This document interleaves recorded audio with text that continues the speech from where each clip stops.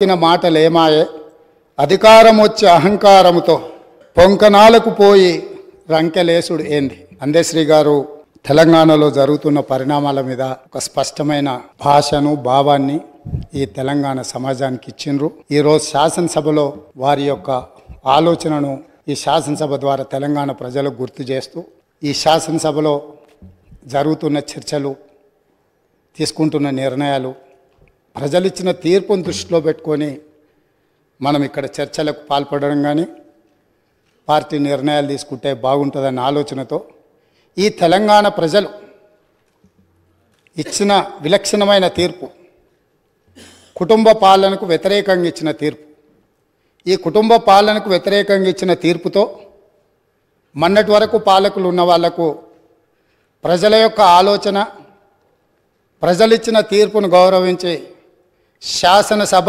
ప్రతిపక్ష నాయకుడిగా ఇతరులకు ఎవరికైనా అవకాశం వస్తుందేమో అని నేను ఆశించిన, తెలంగాణ సమాజం కూడా ఆశించింది. కానీ కానీ కానీ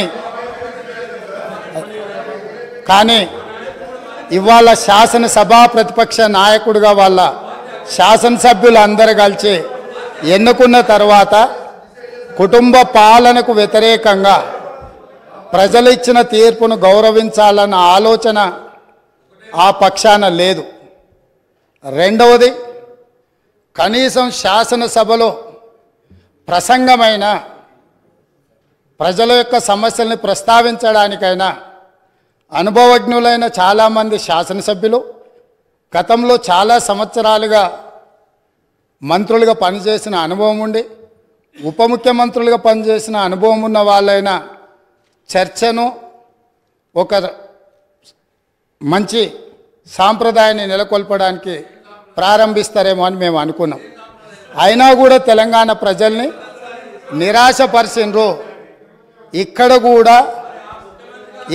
కూడా కుటుంబానికి తప్ప అర్హులకు ఎవరికీ అవకాశం లేదు, అర్హులకి ఇక్కడ స్థానమే లేదు అని చెప్పి చర్చను ప్రారంభించడం ద్వారా ఈ పార్టీ కుటుంబ పాలనకే పరిమితం అవుతుంది, ప్రజాస్వామిక విలువలకు